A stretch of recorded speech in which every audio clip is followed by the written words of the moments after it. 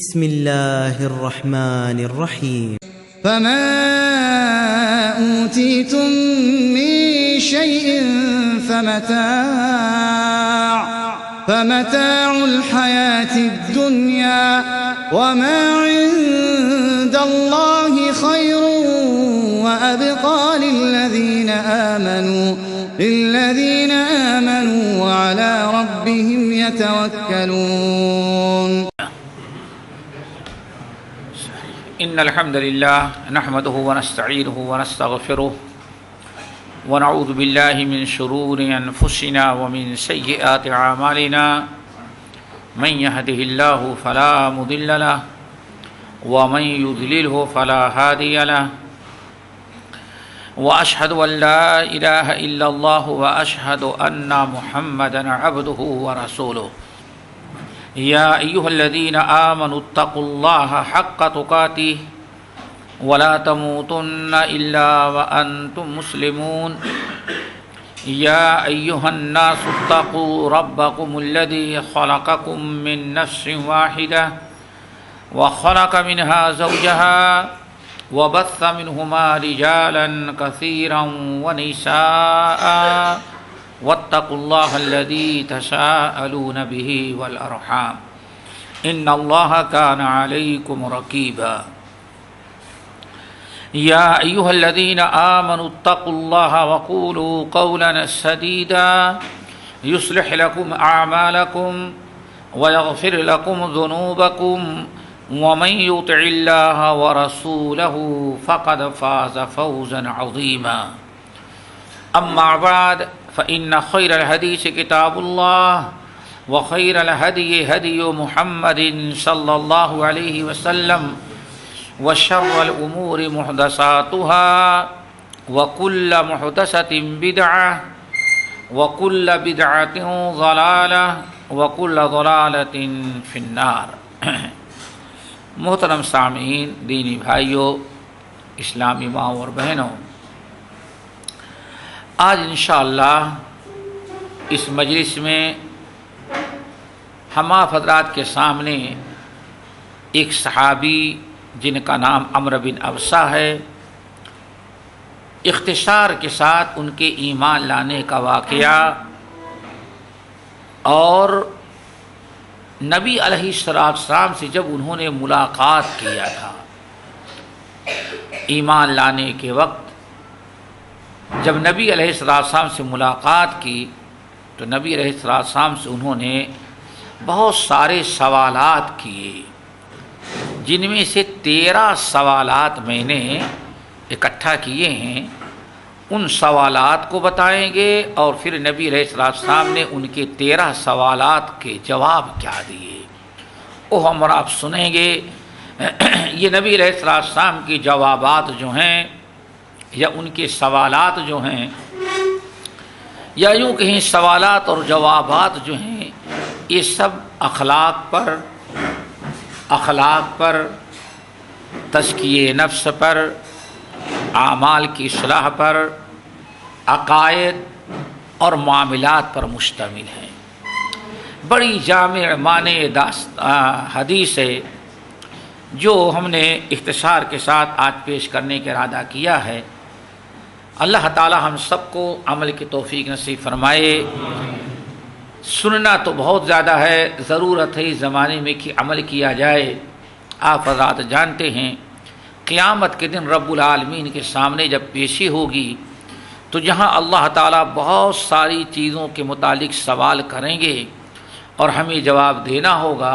ان میں ایک یہ بھی ہے وَعَنْ عِلْمِهِ مَاذَا عَمِلَ فِيمَا عَلِمَ. علم کے متعلق اللہ تعالیٰ پوچھیں گے کہ جو علم تھا تم نے اپنے علم پر عمل کتنا کیا ہے.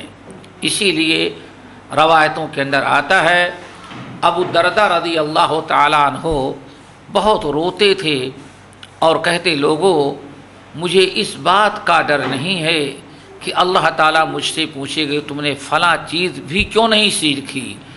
اللہ کی قسم مجھے سب سے زیادہ ڈر اس بات کا ہے، مجھے اس بات پر سب سے زیادہ رونا آتا ہے کہ قیامت کے دن حشر کے میدان میں رب العالمین کے سامنے کھڑا کیا جاؤں تو رب العالمین فرمائے اے ابو الدرداء فلاں چیز تم کو معلوم تھی لیکن تو نے اس پر عمل کیوں نہیں کیا ہے۔ اللہ تعالی ہم سب کو عمل کی توفیق نصیب فرمائے۔ جس صحابی کا قصہ اور ایمان لانے کی داستان اور جن کے سوالات اور جوابات آپ حضرات کے سامنے آج ہم نقل کریں، نام ہے عمرو بن ابسہ، عمرو بن ابسہ رضی اللہ تعالی عنہ۔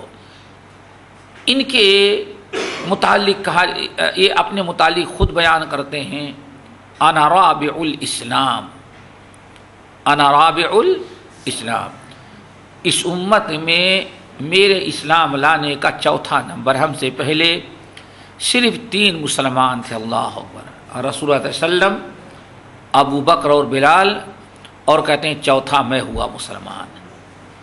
اسی لیے ان کا شمار السابقون الاولون میں ہے۔ اللہ تعالی ہم تمام لوگوں کو السابقون الاولون کے نقش قدم پر چلائے۔ اور اللہ رب العالمین نے ان پر بڑا فضل و کرم کیا تھا۔ بسا اوقات لوگوں نے دیکھا کہ لیٹ گئے ہیں، آرام کر رہے ہیں، اور دھوپ ہوئی تو ان کے اوپر اللہ رب العالمین نے سایہ کرنے کے لیے بادل کو بھیج دیا تھا۔ بڑے اعلیٰ درجے کے صحابی ہیں۔ کہتے ہیں جاہلیت میں نے کبھی بت کی پوجا نہیں کی تھی، بت پرستی سے ہم کو بہت ہی زیادہ نفرت تھی، نہ شراب پیتے تھے نہ حرام کاریاں کرتے تھے، اور کہتے ہیں بت پرستی سے تو ہمیں فطری طور پر نفرت تھی، ہم نے اپنے باپ دادا کے دین کے مطابق کبھی میں نے بت کی پوجا نہیں کیا۔ اور بڑی عجیب بات بیان کرتے ہیں، کہتے ہیں کہ بت کی پوجا سے نفرت کی وجہ یہ تھی کہ ہم لوگ اپنے ساتھیوں کے ساتھ سفر کرتے تو بت پوجنے والے ساتھی اور ہمارے قوم کے لوگ اگر کہیں پڑاؤ ڈال دیتے تھے تو 4 پتھر لاتے تھے، کہیں اگر پڑاؤ ڈالیں تو 4 پتھر وہاں ڈھونڈتے تھے۔ آپ جانتے عربوں میں پتھر کا ڈھونڈ لینا کوئی مشکل نہیں ہے، کہتے ہیں 4 پتھر ڈھونڈتے تھے، اور چاروں پتھر جب لائے جاتے تو اس میں بیٹھ کر کے ہم قافلے والے دیکھتے کہ ان چاروں میں سب سے خوبصورت سب سے اچھا کون ہے، سب سے اچھا اور سب سے خوبصورت کون ہے۔ کہتے ہیں جب ان چاروں پر نظر دوڑاتے اور سب سے خوبصورت جو ہوتا تھا اس کو تو ایک سائڈ پر رکھ لیتے۔ اللہ اکبر، آج کتنے عبرت و نصیحت کا مقام ہے۔ کہتے ہیں جب بھی ہم لوگ پڑاؤ ڈالتے، کہیں سفر رک جاتا، آرام کرنے کھانے پینے کے لیے کہیں ٹھہرتے تو فوراً 4 پتھر منگائے جاتے تھے۔ چاروں پتھروں کے آ جانے کے بعد قافلے والے دیکھتے کہ ان چاروں پتھروں میں سب سے اچھا پتھر کون ہے، سب سے اچھا پتھر جو ہوتا تھا اس کو تو رکھ لیتے تھے، اور باقی کتنے بچے؟ 3 پتھر۔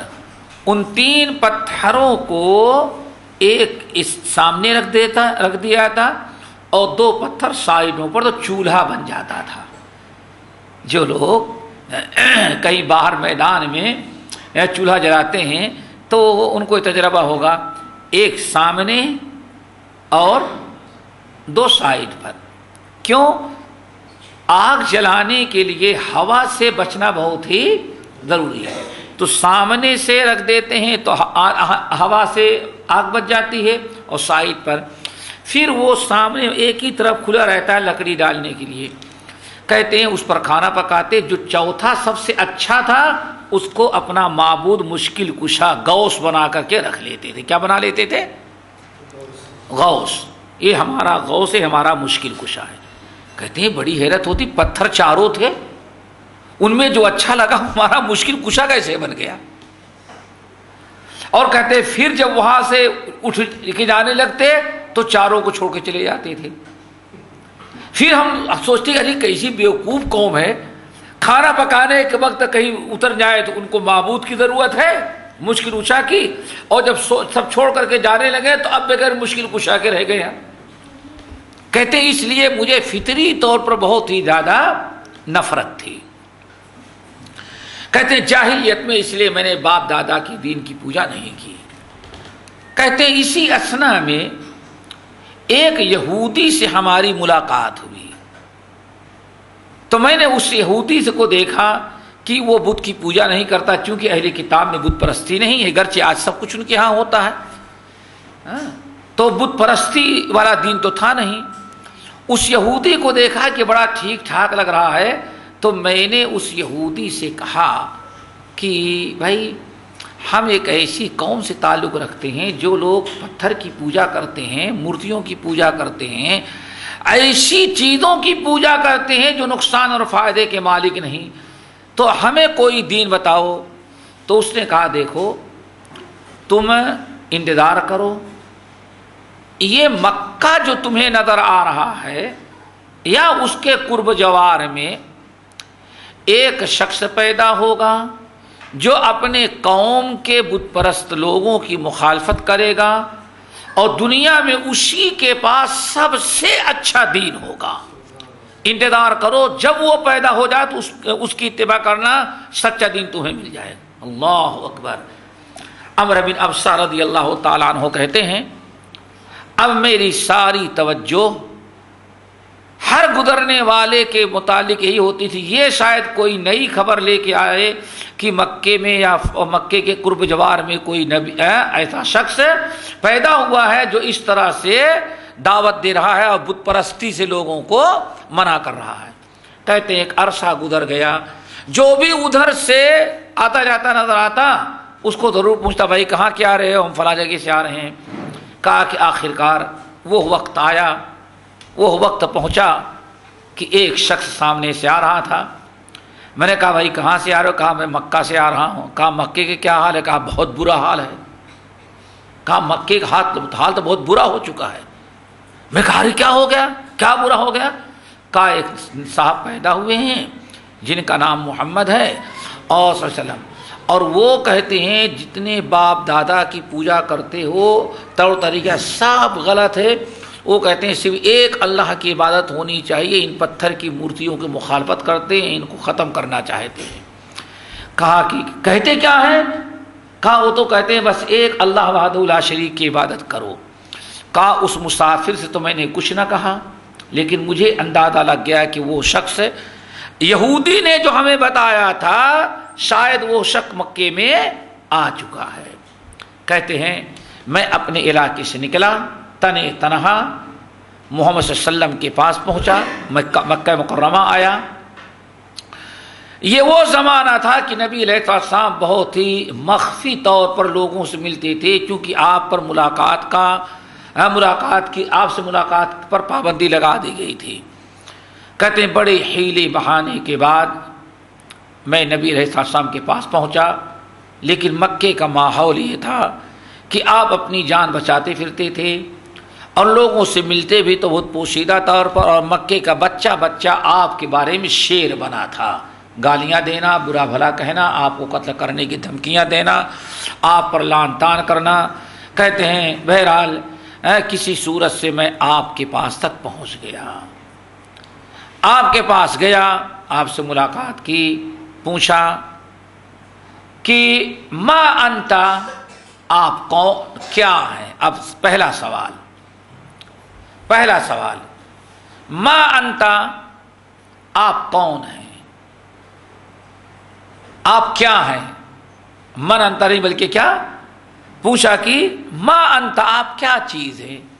یعنی آپ ایک نئی دعوت لے کر کھڑے ہو گئے، بلا رہے، تو آپ کون سی بلا آپ ہیں، کیا چیز ہے آپ؟ یہ پہلا سوال تھا ما انت کا۔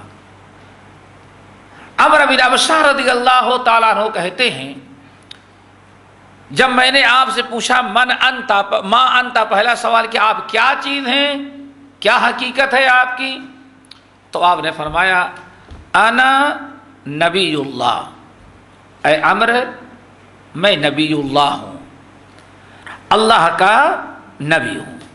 آپ نے جواب دے دیا،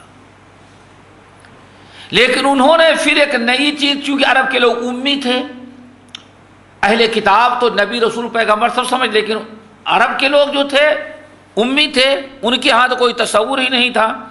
اس لیے عمرو بن ابسہ کہتے ہیں میں نے دوسرا سوال کیا، وما نبی اللہ، ہم نے آپ سے کہا کہ آپ کیا چیز ہے، تو آپ کہتے ہیں نبی اللہ، ہمیں یہی نہیں پتا کہ نبی اللہ کیا چیز ہے. تو آپ فرمائیں وما نبی اللہ، نبی اللہ کسے کہتے ہیں، کیا چیز ہے؟ رسول اللہ صلی اللہ علیہ وسلم نے ارشاد فرمایا نبی اللہ اس شخص کو کہتے ہیں جس کو اللہ تعالیٰ اپنا پیغام لے کر کے اپنے بندوں کی طرف بھیجتے ہیں. نبی اللہ کا معنی کیا ہے؟ رسول اللہ. رسول یعنی اللہ تعالیٰ کا پیغام اللہ تعالیٰ سے لے کر کے اللہ کے بندوں تک پہنچانا اور ان کو سکھلانا، اس کو کیا کہا جاتا ہے؟ رسول اللہ. عمرو بن ابسہ کہتے ہیں پھر میں نے تیسرا سوال کیا اللہ ارسلک، اچھا یہ آپ جو کہتے ہیں میں اللہ کا رسول ہوں، تو کیا آپ کی برادری نے آپ کو اللہ کا رسول بنایا ہے؟ یہ آج کی اصطلاح میں کیا کہیں، الیکشن کر کے، آج تو الیکشن کا انتخاب کا معاملہ ہوتا ہے نا. آپ کہاں سے آئے ہیں؟ کس نے آپ کو بنایا؟ آپ کو کس نے رسول بنایا؟ کیسے آپ رسول بن گئے؟ اللہ ارسلک، اللہ کی قسم کھا کے بتائیے گا، کیا واقعی اللہ کی قسم کھائیں کہ اللہ نے آپ کو اپنا رسول بنایا، پیغام لے کر کے بھیجا ہے؟ ذرا سوال کتنا سخت. اللہ صرف نعم، میں اللہ کی قسم کھا کے کہتا ہوں، نہ میں الیکشن سے نبی بنا ہوں، نہ برادری نے بنایا ہے، نہ لوگوں نے ہمیں لقب دیا ہے. اللہ رب العالمین نے مجھے منتخب کر کے، چن کر کے ہمیں تو قیامت تک آنے والے لوگوں کے پاس اپنا پیغام لے کر کے رسول بنا کر کے بھیجا ہے. ان کو یقین ہو گیا. دیکھو کوئی حجت بازی نہیں، کیوں؟ بھوکے اور پیاسے جس کی تڑپ ہو اس کو حجت بازی نہیں کرتا. آسانی سے مسئلہ حل ہوتا جا رہا ہے. نمبر 4، 3 سوال ہو گئے نا.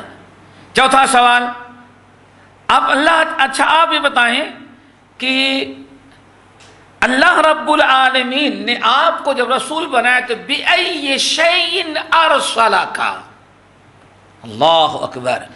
آپ بتائیں آپ کو اللہ تعالیٰ نے رسول بنایا. ہم نے پوچھا، پہلا سوال کیا ما انت، آپ نے فرمایا نبی اللہ. میں نے کہا ما نبی اللہ، تو آپ نے فرمایا رسول اللہ. پھر میں نے کہا اللہ، اور اللہ نے آپ کو کہا، فرماتے ہیں واقعی اللہ نے ہم کو بھیجا. تو اچھا یہ ذرا بتائیں بِأَيِّ شَيْءٍ أَرْسَلَكَ، یہ چوتھا سوال. اللہ نے آپ کو اپنا پیغام لے کر کے انسانوں کی طرف بھیجا ہے، تو کون سا پیغام ہے بتائیے؟ اللہ تعالیٰ کے پیغام ہیں، تو کون سا پیغام لے کر کے بھیجا ہے آپ کو اللہ تعالیٰ نے؟ وہ پیغام ذرا بتائیں، مجھے سنائیں. اللہ اکبر. اور کہتے ہیں بس دائیں بائیں دیکھنا پڑتا تو کوئی سن رہا نہ رہا ہو. کیوں؟ نبی سے ملاقات کرنا بھی جرم تھا، لیکن میں تحقیق کرنا چاہے تو اس لیے خوب بے تکلفی میں سوال کر رہا ہوں. آپ بتائیے بِأَيِّ شَيْءٍ أَرْسَلَكَ، آپ اللہ تعالیٰ کے رسول ہیں تو اللہ نے آپ کو کیا لے کر کے بھیجا، کیا پیغام ہے؟ تو رسول اللہ صلی اللہ علیہ وسلم نے ارشاد فرمایا، اللہ اکبر، 3 چیزوں کا تذکرہ کیا. اللہ نے ابھی مجھے 3 چیز لے کر کے بھیجی. کیوں؟ یہ اس وقت کی بات ہے جب کوئی بہت زیادہ روزہ نماز کا فرضیت کی نہیں فرضیت تھی. بِأَن يُوَحَّدَ اللَّهُ، نمبر 2 وَلَا يُشْرَكَ بِهِ شَيْءٌ، نمبر 3 وَصِلَةُ الرَّحِيمِ. اللہ اکبر. آپ نے فرمایا ابھی سر دست اللہ نے جو ہمیں پیغام لے کر کے بھیجا ہے، اپنا سب سے پہلا پیغام جو ہمیں امت کو اور قوم کو دینے کے لیے حکم دیا ہے، وہ 3 ہیں. نمبر 1 بِأَن يُوَحَّدَ اللَّهُ وَحْدَهُ، صرف ایک اللہ وحدہ لا شریک کا اقرار کیا جائے. اللہ لا الہ الا هو الحی القیوم، اللہ تعالیٰ کی وحدانیت کا اقرار کیا جائے. لیکن آج ہم مسلمان سب سے پیچھے اسی میں. اور ماشاءاللہ وہاں ایک کلمے کی دعوت تھی، ہمارے ہاں 5 ہیں کہ 7؟ 5 کلمے کی دعوت. آج مسلمان ہو رہے تھے 5 کلمہ پڑھانا، اس کے باوجود شرک سے باز نہیں آتا، توحید نہیں آتی. اور وہاں ایک کلمہ تھا کہ لا الہ الا اللہ، بس محمد رسول اللہ. بِأَن يُوَحَّدَ اللَّهُ، اللہ نے سب سے پہلا پیغام مجھے جو دے کر کے قوم کو کی طرف پہنچانے کا، قوم کو جس پیغام الہی کی طرف بلانے کا حکم دیا ہے وہ یہ ہے کہ توحید باری تعالی. اللہ تعالی ہم مسلمانوں کو توحید نصیب کر دے. نمبر 2، شرک سے بچنا، ولا یشرک بہ شیء، اور اللہ تعالی کے ساتھ کسی بھی چیز کو شریک نہ کیا جائے. یہ تو کس کے حقوق ہیں؟ توحید پر قائم رہنا اور شرک سے بچنا. ایک اس کا حق ہے حقوق اللہ ہے. ہر انسان پر 2 قسم کے حقوق ہوتے ہیں، حقوق اللہ اور حقوق العباد. تو اللہ تعالیٰ کے حقوق میں سب سے پہلا حق کیا ہے میرے بھائیوں؟ وحدہ لا شریک. جیسے کہ حدیث کے اندر آتا ہے نبی علیہ السلام کے ساتھ ایک مرتبہ معاذ بن جبل رضی اللہ تعالیٰ عنہ آپ کے پیچھے بیٹھ کر کے جا رہے تھے. تو آپ نے اس موقع پہ کیا پوچھا؟ یا معاذ اتدری ما حق اللہ علی العباد وما حق العباد علی اللہ. اے معاذ، کیا تمہیں معلوم ہے کہ اللہ کا حق بندوں پر کیا ہے اور بندوں کا حق اللہ پر کیا ہے؟ معاذ بن جبل نے کہا اللہ ورسولہ عالم، اللہ اس کے رسول کو زیادہ بہتر علم ہے، اللہ اس کے رسول زیادہ جانتے ہیں، زیادہ بہتر علم ہے ان کو، اللہ کو اس کے رسول کو، آپ بتائیں. تو آپ نے فرمایا حق اللہ علی العباد ان یعبدوہ ولا یشرکوا بہ شیئا. سب سے بڑا حق اللہ کا بندوں پر یہ ہے کہ بندے صرف اللہ کی عبادت کریں، اللہ تعالیٰ کے ساتھ کسی کو شریک نہ کریں. پھر آپ نے فرمایا اچھا بتا سکتے ہو کہ بندوں کا کیا حق اللہ پر ہے؟ تو میں نے کہا نہیں، آپ بتائیے، آپ کو زیادہ علم ہے. تو آپ نے فرمایا اب بندوں کا حق اللہ پر یہ ہے کہ بندے اگر توحید پر قائم رہیں اور اللہ تعالیٰ کے ساتھ کسی کو شریک نہ کریں، شرک سے بچیں، تو اللہ بھی ان کو جہنم کی آگ میں نہ جلائے. اللہ تعالیٰ اپنے حق کو ادا کرنے کی توفیق نصیب فرمائے. تو یہ ہے حقوق اللہ. اور تیسرا حکم جو ہے، تیسرا پیغام جو اللہ نے ہمیں لے کر کے بھیجا ہے وہ یہ ہے وصلۃ الرحیم. قرابت داروں کے ساتھ صلہ رحمی کی جائے، رشتہ داروں کے ساتھ. 3 پیغام اللہ نے دیا جس میں حقوق اللہ، حقوق العباد سب آگے. کیوں؟ صلہ رحمی، قرابت داری کا حق ادا کرنا، اس کا تعلق حقوق العباد سے، حقوق اللہ سے نہیں ہے. یہیں سے میرے بھائیوں، اللہ اکبر، توحید کے ساتھ اللہ تعالیٰ نے آپ کو جو سب سے پہلا پیغام لے کے بھیجا تو وہ کیا تھا؟ صلہ رحمی کی دعوت دینا. اسی لیے قرآن پاک کے مختلف قرآن پاک میں اعلان کیا اے مکے کے لوگو، اگر تم میری دعوت کو قبول نہیں کرتے تو مجھے تنگ تو نہ کرو، کم سے کم قرابت داری کا خیال رکھو. صلہ رحمی، قرابت داری دعوت کے میدان میں بہت بڑا کردار ادا کرتا ہے. اسی لیے نے فرمایا ابھی تو سر دست اللہ تعالیٰ نے مجھ کو یہ پیغام لے کر کے بھیجا ہے. یاد ہو گئے تینوں؟ توحید، شرک سے اجتناب، صلہ رحمی. 4 سوال ہو گئے. اللہ اکبر. نمبر 5، پانچواں سوال، بڑے ہوشیار تھے. اچھا ٹھیک ہے، آپ بتائیں من معک علی ھذا الامر، ابھی تک آپ کے ساتھ کتنے لوگ ہوئے ہیں؟ کیوں بھائی دنیا میں کہتے ہیں نہیں وہ حق پر ہے، کیوں؟ تعداد اس کی زیادہ ہے. وہ الیکشن لڑتے حلال حرام جائز ناجائز حق اور باطل میں بھی ہم ووٹنگ کرنے لگے. کدھر دیکھو ہاں کس کے ماننے والے زیادہ ہیں اور کس چیز کے ماننے والے کم ہیں. یہ میرے بھائی کم من فئۃ قلیلۃ غلبت فئۃ کثیرۃ، اگر یہی ہوتا تو اللہ تعالیٰ کے رسول کیوں بیان فرماتے؟ اللہ تعالیٰ کیوں بیان فرماتے قلیل من عبادی الشکور، میرے اکثر بندے نہ شکرے ہوتے، تھوڑے ہی جو ہوتے ہیں وہ شکر گزار ہوتے ہیں. ہاں امام احمد بن حنبل رحمۃ اللہ علیہ نقل کرتے ہیں ایک دن عمر فاروق رضی اللہ تعالیٰ عنہ کی محفل جمی ہوئی تھی، ایک بدو کھڑا ہوا، اللہم اجعلنی من الاقلین، اللہ جو تیرے تھوڑے بندے ہوں گے انہی میں ہم مسکین کو بھی شامل کر لینا اور ان کو عمر کو بھی شامل کر لے. اللہ ہوگا. عمر فاروق نے کہا بھائی حق، خاموش ہو جا بے وقوف، ایسی دعا کیوں مانگتا ہے؟ کہا امیر المومنین میں بالکل صحیح دعا مانگ رہا ہوں، آپ کو آمین کہنا چاہیے. آپ ہمارے اوپر غصہ ہو رہے ہیں کہ میں اللہم اجعلنی من الاقلین، اللہ جو تھوڑے سے لوگ ہوتے انہی میں ہم کو بھی شامل کر لے. عمر فاروق پھر غصہ ہوتے ہیں. آخر کار اس لوگوں نے کہا امیر المومنین غصے ہونے کے بعد بدو سے پوچھیں کیوں اتنا اڑا ہوا ہے؟ تو بدو نے کہا امیر المومنین قرآن کی فلاں آیت میں دیکھ اللہ نے فرمایا قلیل من عبادی الشکور، ہمارے تھوڑے سے بندے شکر گزار ہوتے ہیں، تھوڑے سے بندے ایمان والے ہوتے، سارے تو کافر ہی رہتے ہیں، سارے طرح شکر کرتے ہیں.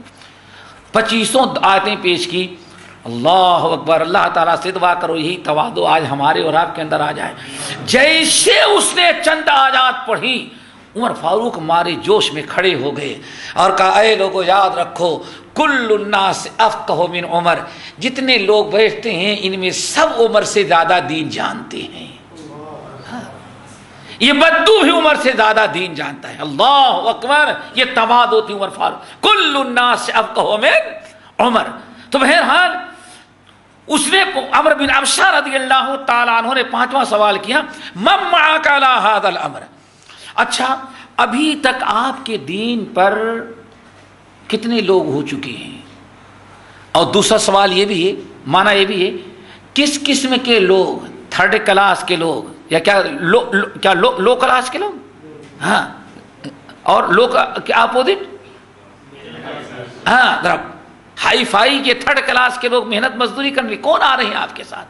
آپ بتائیں کہ ابھی تک آپ کی جماعت میں کون شامل ہے؟ کون سے لوگ ہیں؟ کتنے لوگ ہیں؟ اللہ اکبر. من معک علی ھذا الامر. نبی علیہ السلام سے سوال پر سوال کرتے جا رہے ہیں.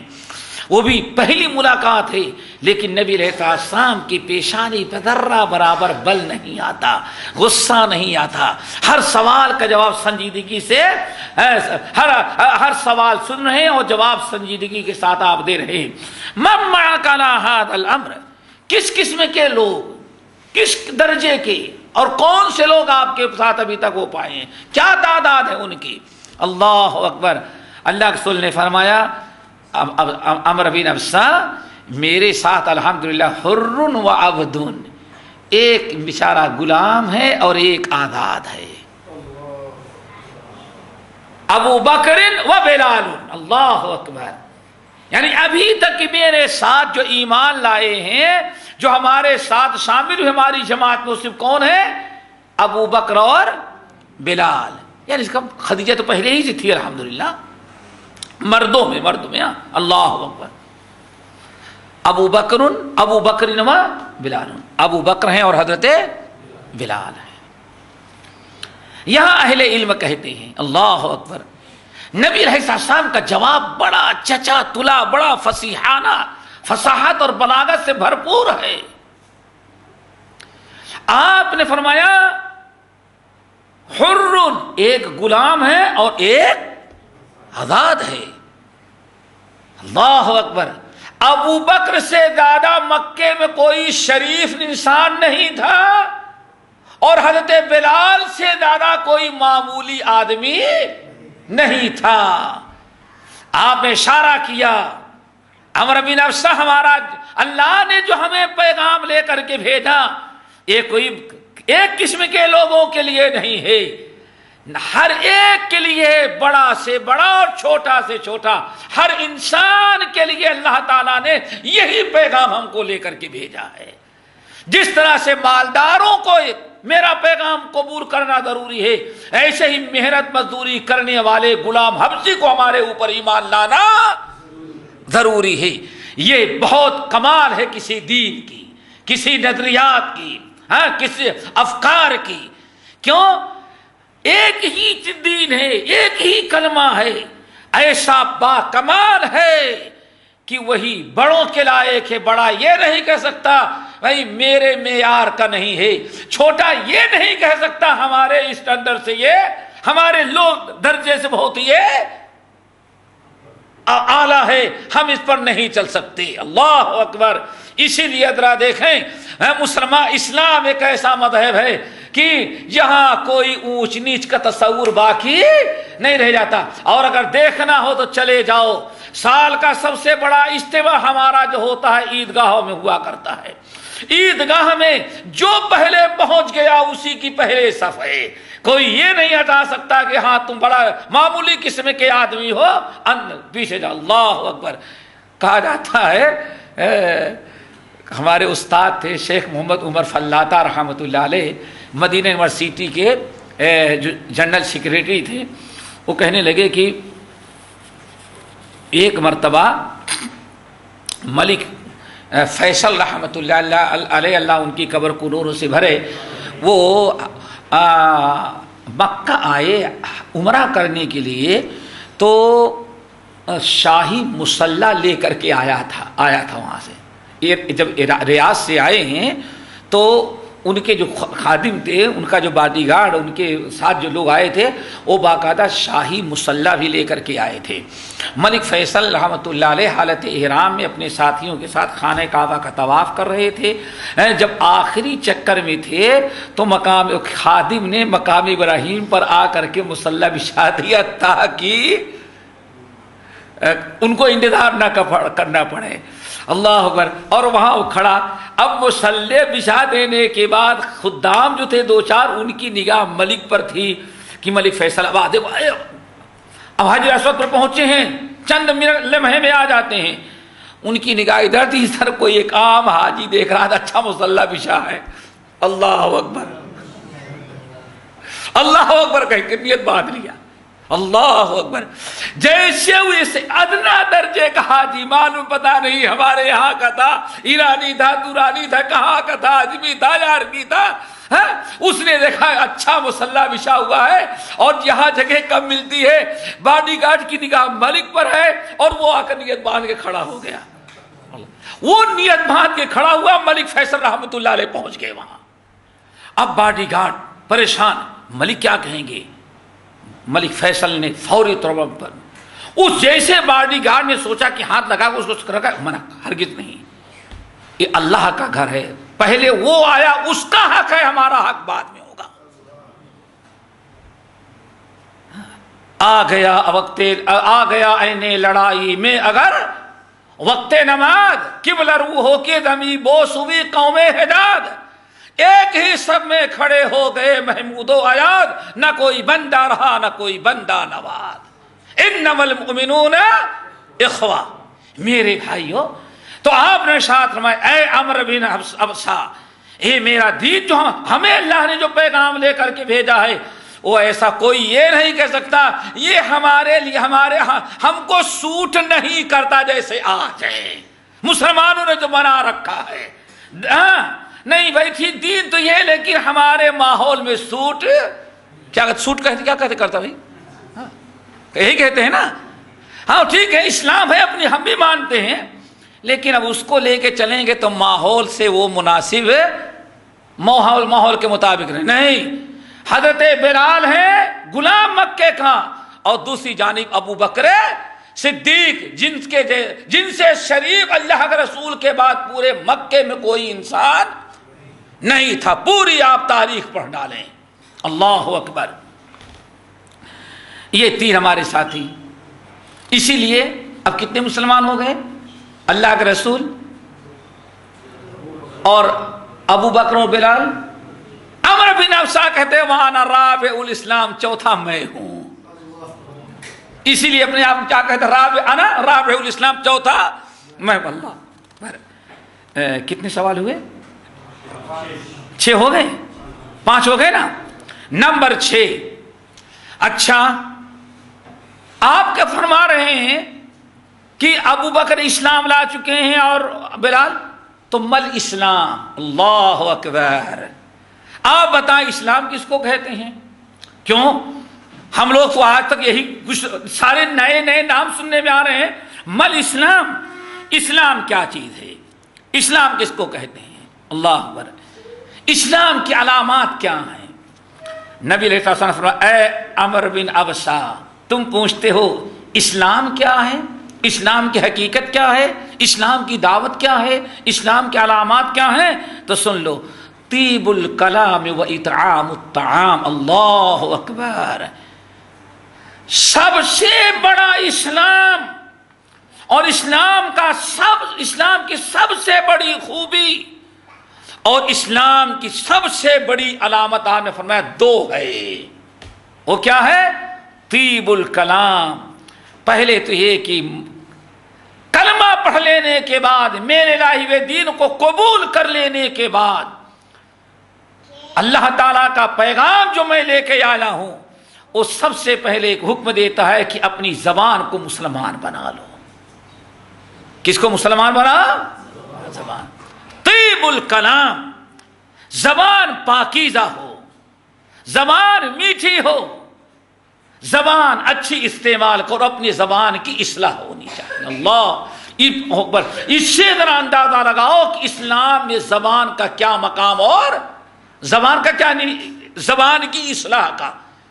ابتدائی ایام میں وہ مرد مومن جو 4تھے نمبر کا مسلمان دنیا میں ہو رہا ہے، اللہ کے نبی علیہ السلام سے پوچھتا اسلام کیا ہے، تو آپ نے کیا فرمایا؟ طیب الکلام.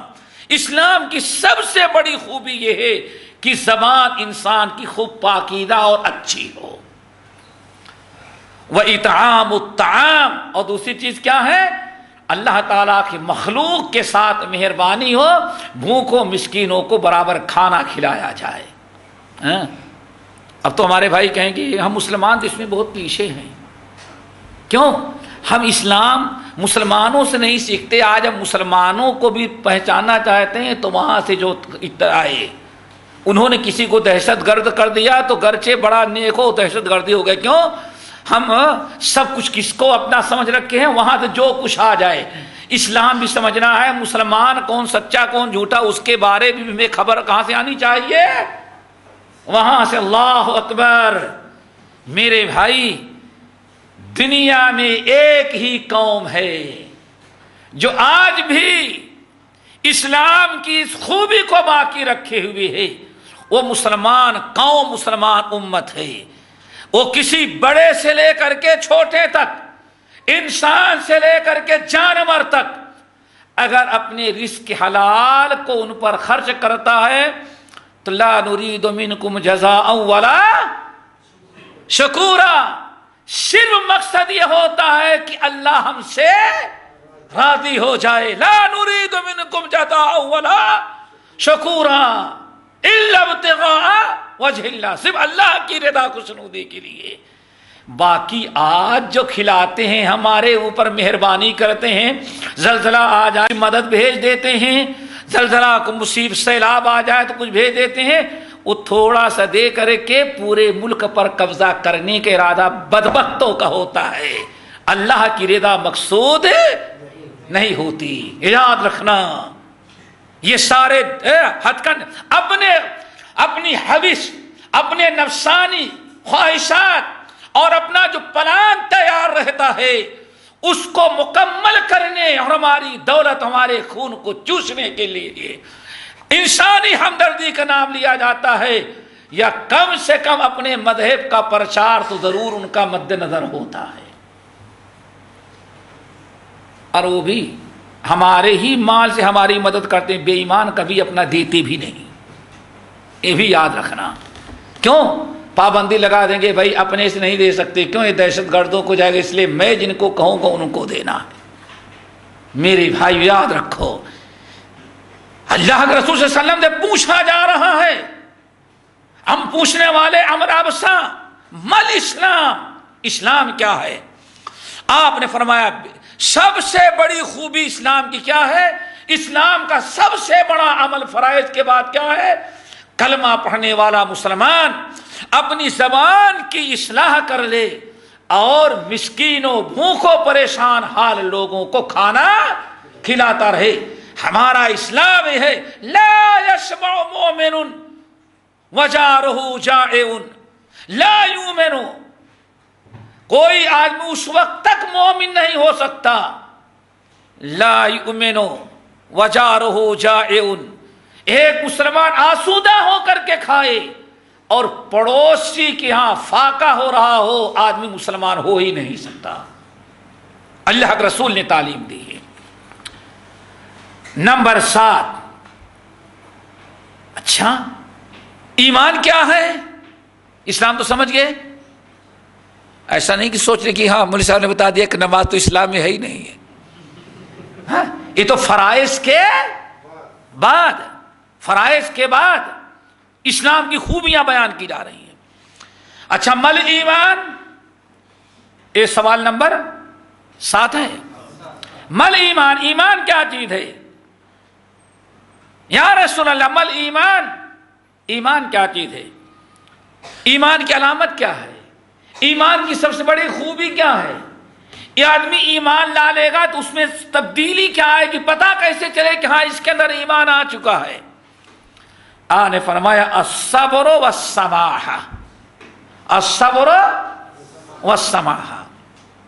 اب امر بنفسہ، ایمان لانے کے بعد ایمان کی سب سے بڑی خوبی آدمی کے اندر 2 پائی جائیں گی۔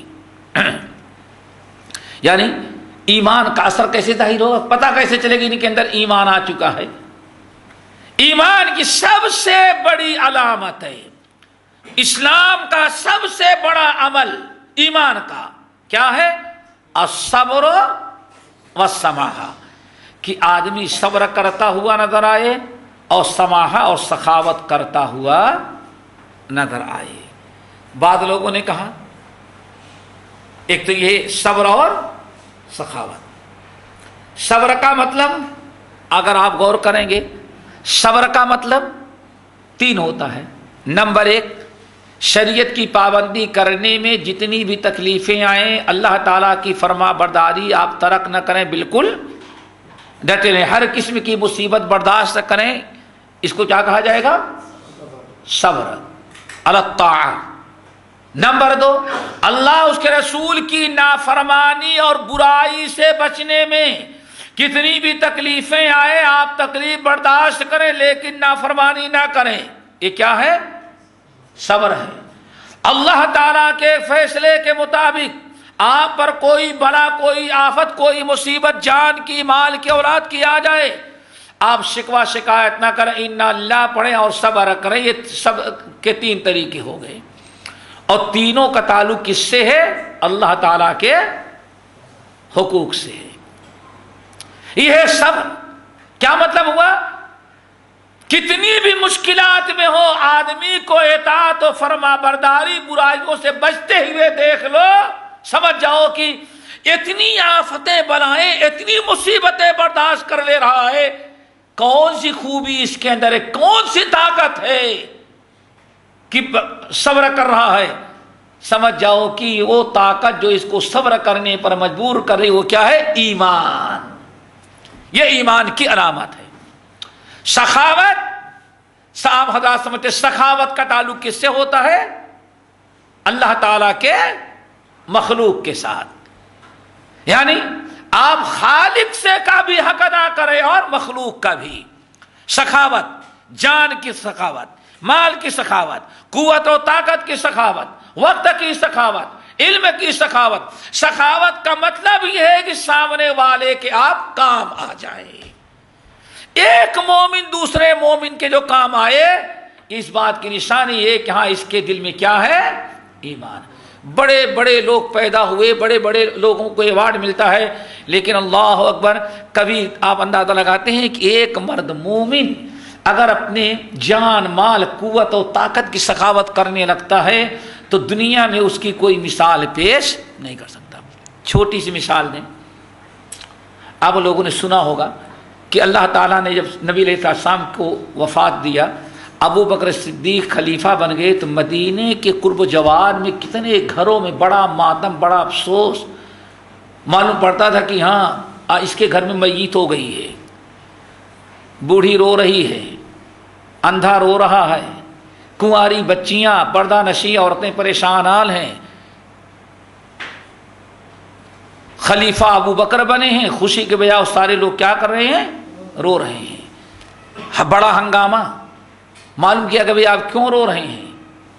تو پتا چلا کہ 50 سینکڑوں گھر اپاہجوں کے، غریبوں کے، مسکینوں کے، بیواؤں کے تھے، ان کے گھر میں اس لیے رونا اور ماتم اور غمزدہ بنا ہوا ہے گھر، وہ اس لیے کہنے کہ ایک زمانے سے ابو بکر ہمارے گھر میں جھاڑو لگا جاتا تھا، اب تو ابو بکر بڑا آدمی بن گیا، اب میرے گھر میں جھاڑو کون لگائے گا؟ سوچا آپ نے؟ خلیفہ ہو کوئی نظیر پیش کر سکتا ہے؟ کوئی کہتا ہے کہ اب تو ہمارے گھر میں پانی کون پہنچائے گا؟ کیوں؟ وہ ابو بکر جو خلیفہ بن گیا، ہم پردہ نشی پانی نہیں جا سکتی، تو وہ رات میں آ کر کے ہمارے گھر میں 24 گھنٹے کا پانی بھر کے جایا کرتا تھا۔ اللہ اکبر! ہے آج کیا ہیومن ہاں ان چوروں میں ہے کوئی ایسا دکھلانے والا؟ ہاں کہ صرف اس کے لیے صرف کافروں کے لیے، مسلمانوں کے لیے کیا کر رہی ہیں وہ قومیں؟ اتنا سب کچھ ہو رہا ہے، کسی کی آواز اٹھی ہے نا؟ سوچو، یہ ہے انسانیت کا علمبردار مسلمان ہوتا ہے۔ لٹیرے، چور، بے ایمان کبھی انسانیت کا علمبردار نہیں ہو سکتے۔ عبد الرحمن بن عوف رضی اللہ تعالیٰ عنہ ہیں، اللہ اکبر، ایک دن کہیں رات کو کہیں باہر گئے ہوئے تھے، آئے دیکھا کہ ایک آدمی جا رہا ہے بڑی تیزی کے ساتھ، انہوں نے سمجھا شاید کوئی چور ہی ہوگا، ذرا دیکھیں چور کہاں جاتا ہے۔ وہ آدمی تیزی کے ساتھ چلا جا رہا ہے اور پیچھے سے چپکے چپکے عبد الرحمن کی تو چور پکڑ لوں گا۔ بہرحال آگے گیا، ہاں ایک جھوپڑا آیا، اس جھوپڑے کے اندر آدمی گھس گیا، اور عبد الرحمن بن عوف دور کھڑے ہوئے دیکھ رہے ہیں کہ بس ابھی چور نکلے گا۔ اللہ اکبر! اجالا ہوا، نکلے تو عمر فاروق تھے۔ وہ عبد الرحمن بن عوف کہتے ہیں شاید کہ انہوں نے گھر والوں سے چھپ چھپا کر کے کوئی اور شادی کر لی ہے، اس لیے چپکے سے یہ دوسری بیوی کے پاس آتے ہیں۔ اللہ اکبر!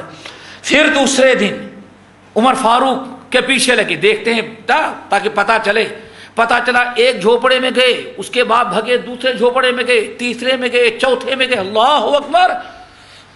صدیق اکبر عمر فاروق تو واپس آ گئے۔ عبد الرحمن بن عوف کہتے ہیں میں ان جھوپڑوں میں گیا، چھوٹے چھوٹے خیمے لگے گھر میں، کہا کہ وہ کون تمہارے گھر میں آتا ہے؟ عورت کہتی نہیں بتا سکتا، سالوں گزر گئے، آتا ہے گھر میں جھاڑو لگاتا ہے، چولہے کی راکھ نکالتا ہے، اور بکریوں کو سب لے جا کر کچرا پھینکتا ہے، اور پانی بھر کر کے بکریوں کو دودھ نکال کر کے پھر وہ چلا جاتا ہے۔ اللہ اکبر! دوسرے تم یہاں کیا تمہارے یہاں کون آدمی آتا ہے؟ پتہ نہیں کون ہے، بس ایک آتا ہے۔ اللہ اکبر! وہ کیا کرتا ہے؟ وہ ہمارے جانوروں کو چارہ دے کر کے، چارہ کاٹ کر کے کھلا کر کے وہ چلا جاتا ہے۔ بس کبھی کبھار ایسا ہوتا ہے کہ برتن پڑے رہتے ہیں اور نوکرانی نہیں ہے، بوڑھی عورت ہے، بس وہ برتن مانج کر کے مٹی لگا صاف کر کے دھل کے اللہ۔ عبد الرحمن بن عوف کہتے جتنے گھر میں گیا جاتے ہوئے دیکھا تھا اس شخص کو، ہر گھر میں گیا تو ہر گھر والا یہی کہتا تھا کہ ایک آدمی آتا ہے بوڑھا کام کر کے چلا جاتا ہے۔ کہتے ہیں میں نے زندگی میں اس بات پر افسوس کیا کہ عبد الرحمن تو کتنا نکما ہے کہ عمر فاروق کا پیچھا کرتا ہے۔ ہر ایک کے گھر میں جا کر کے کام کرنے والے کون تھے؟ عمر فاروق رضی اللہ تعالی۔ اور ذرا سنو، امام ابن سعد رحمت اللہ علیہ طبقات کے اندر نقل کرتے ہیں، اللہ اکبر، ایک موقع پر خباب بن ارت رضی اللہ تعالیٰ عنہ جو برادر پیشے کے لوہار تھے، لوہار جانتے ہیں نا، لوہار تھے، اللہ اکبر، ایک موقع پہ کہیں چلے گئے، عربوں میں عورتوں کا دودھ نکالنا کہ گائے کا یا بکری کا اونٹنی کا عورت دودھ نکالے بہت بے غیرتی سمجھی جاتی تھی. گھر میں بیوی ہے, ایک بیٹی ہے کنواری بس, لیکن نبی علیہ السلام رحمت اللہ عالمین اپنے گھر سے نکلتے ہیں اور روزانہ جا کر کے خباب بن ارت کے بکری کا دودھ نکال کر کے گھر والوں کو دیتے ہیں. دوسرے دن پھر دودھ نکالنے کے وقت پہنچ جاتے ہیں آپ. جب تک خباب بن ارت واپس نہیں لوٹے, ان کی بیٹی کہتی ہے ہمارے روزانہ صبح شام ہماری بکری کا دودھ نکالنے والے محمد صلی اللہ علیہ وسلم ہوا کرتے تھے. اور کہتے ہیں حالت یہ ہے کہ گھر میں سب سے بڑا برتن جو ہوتا تھا, اللہ رسول فرماتے لاؤ وہ برتن, اس برتن کو منگاتی تھی اور اتنا بکری دودھ دیتی نبی علیہ السلام کے دست مبارک کے لگ جانے کے بعد کہ چھاتیوں کا دودھ ختم ہی نہیں ہوتا تھا, برتن پورا بھر جاتا تھا. اور جب میرے والد پھر واپس پلٹ کر کے آئے تو نبی علیہ السلام نے آنا بند کر دیا, تو پھر بکری کا دودھ بھی پرانے ہی مقدار پر پہنچ گیا.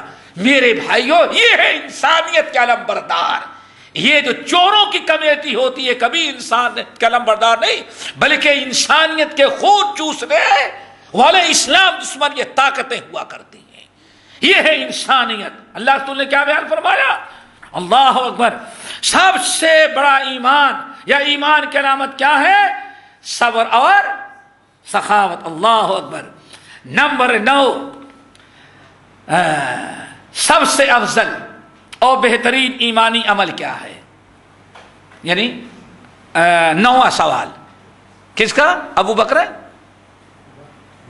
عمرو بن ابسہ نے 9واں سوال کیا, یا رسول اللہ اچھا ایل ایمان افضل, آپ بتائیں. ایمان تو بہت ساری چیزوں کا نام بتا رہے, لیکن سب سے بہترین ایمان کیا ہے؟ آپ نے فرمایا خلق حسن. اچھے اخلاق سے بہتر کوئی ایمانی عمل نہیں ہو سکتا. نمبر 10, یا رسول اللہ آپ بتائیں کہ سب سے افضل نماز کون سی ہوتی ہے؟ نماز, اگر نماز پڑھی جائے تو دیکھیں نماز نبی علیہ السلام یہ 5 وقتہ نماز فرض ہوئی ہے. اس نے معراج والی رات سے پہلے بھی نبی علیہ السلام نماز پڑھتے تھے, اور عربوں میں نماز کا تصور تھا, گرچہ کیفیت میں فرق رہا. وہ ابراہیم کیا ہے ابراہیم علیہ السلام کی نماز کا تذکرہ ہے نا. ابراہیم علیہ السلام نماز ان هذا فی الصحف الاولى صحف ابراہیم و موسیٰ, ان تمام میں آپ چلے جائیں نماز وغیرہ کا تذکرہ. موسیٰ علیہ السلام نماز پڑھتے تھے, ابراہیم علیہ السلام کے متعلق نماز کا ہے, اسماعیل علیہ السلام کے متعلق نماز کا ہے. تو نماز ہوتی تھی, لیکن کیفیتوں میں تبدیلی. نماز کا تصور تھا, نماز نام کی عبادت پہلے بھی ہوتی رہی. تو کہتے ہیں میں نے پوچھا یا رسول ای الصلاۃ افضل, سب سے بہترین نماز کیا ہوگی؟ آپ نے ارشاد فرمایا سب سے بہترین نماز جو ہوتی ہے وہ طول القنوت. سب سے بہترین نماز ہوتی ہے جس میں خوب لمبا قیام کیا جائے, یعنی لمبی پڑھی جائے. اور آج ہمارے ہاں سب سے مختصر, یعنی بڈھوں کا تو پہنچنا بہرحال امام صاحب کے پیچھے مشکل ہو جاتا ہے. اللہ کا شکر ادا کرو ایک ایسے ملک میں جہاں اطمینان سے نماز پڑھنا نصیب ہے. اور یہاں سے جائیں کمر میں تھوڑی تکلیف ہو, پیر میں تکلیف ہو, تو میرا ہمارے یہاں کے امام کے پیچھے تو نہیں پڑ سکتا آدمی. کیوں؟ اس سے بھی زیادہ آپ کی اسپیڈ ہوگی تبھی آپ کور کر سکتے ہیں, ورنہ وہ سکو میں ہوگا تو آپ ابھی سورۃ الفاتحہ پڑھتے ہوں گے. طول القنوت, خوب لمبے قنوت والی. وقوموا للہ قانتین. اللہ اکبر. نمبر نہیں 10 ہو گئے نا. نمبر 11 سب سے اچھی سوال یہ کیا کہ یا رسول اللہ آپ بتائیں کہ سب سے بہترین ہجرت کیا ہے؟ ای الہجرت افضل, سب سے بہترین ہجرت کیا ہے؟ آپ نے ساتھ رمایا چونکہ نبی علیہ السلام کے زمانے میں کئی قسم کی ہجرتیں ہوئی تھیں. سب سے پہلی ہجرت تو ہے جو وقتی ہجرت تھی، جب تک مسلمانوں کو کوئی انتظام نہ ہو جائے ٹھکانے کا تب تک کہاں اللہ کے رسول نے بھیج دیا تھا لوگوں کو؟ حبشہ. لیکن وقتی ہجرت تھی. پھر جب مدینہ طیبہ میں مسلمانوں کا بہترین ٹھکانہ بن گیا تو اب جو ہجرت کر مسلمان ہوتا تھا ہجرت کرنا ضروری ہے، جو ہجرت کر کے آتا وہ دائمی ہجرت ہوتی تھی. پھر اس کے بعد دنیا میں اور جگہوں کی ہجرت نہیں رہ گئی تھی. اور اسی طرح سے بہت سارے لوگ اپنے گاؤں وطن سب چیزیں چھوڑ کر کے ہجرت کر کے مدینہ طیبہ آ جاتے تھے.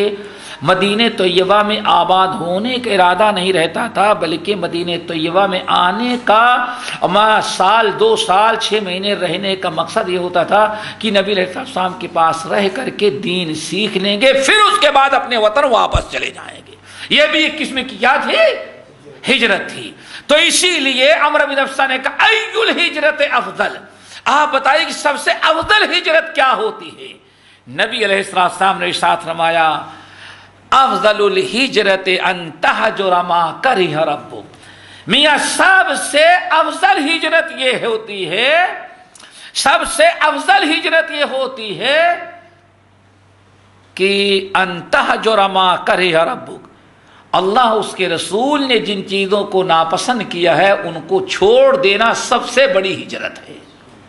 یعنی برائیوں سے اور نافرمانیوں سے باز رہنا سب سے بڑی ہجرت نبی علیہ السلام نے قرار دیا.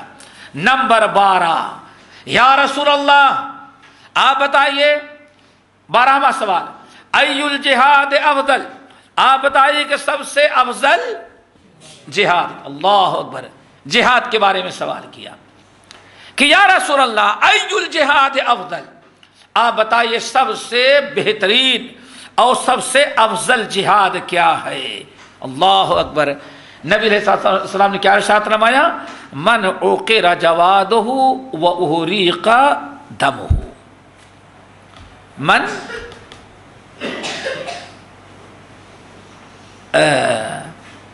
عقر جوادہ و احریق دمہ، سب سے افضل جہاد یہ ہے کہ آدمی شہید کر دیا جائے اور جس گھوڑے کو جہاد میں سواری کے لیے استعمال کیا تھا دشمن اس کے گھوڑے کو بھی قتل کر دے. یعنی کیا مطلب؟ جان مال ساری چیزیں اس کی ختم ہو گئی. یہ کیا ہے؟ سب سے افضل جہاد. 12 ہو گئے. پھر یہاں ایک چیز اور سنیں، پھر آپ نے ارشاد ثم عملان، ثم عملان. اللہ اکبر. پھر یاد رکھنا 2 عمل اور ہیں. اللہ اکبر. نبی علیہ السلام کی نصیحت ذرا دیکھو. ثم عملان ہما افضل الاعمال الا من عمل بمثلہما. اور 2 عمل اور ہیں. کیا مطلب؟ 2 نیکیاں اور ہیں. حالانکہ ان دونوں نیکیوں کے بارے میں عمرو بن افسہ نے سوال نہیں کیا. سوال کیا سب سے افضل نماز، افضل ہجرت، افضل جہاد، سب کچھ سب بیان کر دینے کے بعد آپ نے ارشاد فرمایا ثم عملان. جہاد سب سے افضل جہاد کیا ہے؟ جو آدمی خود قتل شہید کر دیا جائے اور جس کا مال سواری بھی سب کافروں نے لوٹ لیا ہو، ختم کر دیا ہو. ثم عملان، پھر 2 عمل اور ہیں اور وہ بڑے اہم ہیں. ہما افضل الاعمال، وہ سارے عملوں میں افضل عمل ہیں. ان دونوں عملوں کا ثواب کسی اور عمل میں کوئی نہیں پا سکتا مگر وہی شخص جو ان دونوں عملوں کو کر لے. ایک حج ہے اور دوسرا عمرہ ہے. یعنی آپ نے حج اور عمرے کی فضیلت بھی بیان کر دیا. نمبر 13، آخری سوال جو ہے کہ سب سے اچھا وقت دعا کے لیے، عبادت کے لیے، استغفار کے لیے، اللہ تعالیٰ کی طرف رجوع ہونے کے لیے، ہاتھ پھیلانے کے لیے سب سے اچھا وقت اور ٹائم کیا ہے؟ یا رسول اللہ ای الساعات افضل، سب سے بہترین وقت اور سب سے بہترین گھڑی کون سی ہوتی ہے خیر و برکت والی قبولیت دعا اور عبادت کے لیے؟ اللہ آپ نے فرمایا جوف اللیل الاخیر، جوف اللیل الاخیر یا آخر کہیں، جوف اللیل الاخر، آخری حصے کا درمیانی وقت، یعنی 4 حصے کر ڈالیں، پہلے 2 حصے کریں، نصف آدھی شام سے لے کر کے مثلا 12 بجے تک، اور 12 سے لے کر کے اذان فجر تک، یہ آدھا آدھا، پھر آخر جو ہے اس کا درمیانہ حصہ، درمیانہ حصہ کب ہوگا؟ جب نصف آخر کا آدھا وقت گزر جائے، یہی ہوگا نا، نصف آخر کا آدھا حصہ گزر جائے تو آخری حصے کا آخری نصف آخر کا درمیانہ حصہ ہوگا، یعنی 3 حصے گزر جانے کے بعد کیا مطلب ہوگا؟ یعنی رات کے 4 حصوں میں سے آخری حصہ جو کر لو فجر سے پہلے والا، سب سے زیادہ قبولیت دعا کا وہی وقت ہوگا جس کے بارے میں قرآن پاک نے کہا وَبِالْأَسْحَارِ هُمْ يَسْتَغْفِرُونَ، سحر کے وقت، سحر کب کرتے ہیں؟ وہی رات کا 4تھا حصہ جو ہوتا ہے اسی کو کیا کہا ہم لوگ سحر کا وقت کہتے ہیں، اور سب سے افضل وقت یہ 13 سوالات کے ان کو جواب مل گیا۔ پھر کہنے لگے یا رسول اللہ اب آپ بتائیں، بس آپ کے پاس ڈٹ کے بیٹھا رہوں، ابو بکر ہیں، بلال ہیں، اور میں بھی رہوں گا آپ کے ساتھ، جو ہوگا مکے والے کریں گے دیکھا جائے گا، یا کہ میں اپنے وطن جاؤں اور وہاں جا کر کے اسلام کی دعوت دوں؟ اللہ کے رسول نے فرمایا نہیں، الحق بقومک، ابھی مکے میں حالات سازگار نہیں ہیں، اس لیے بہتر ہے تم یہاں سے واپس چلے جاؤ، اپنے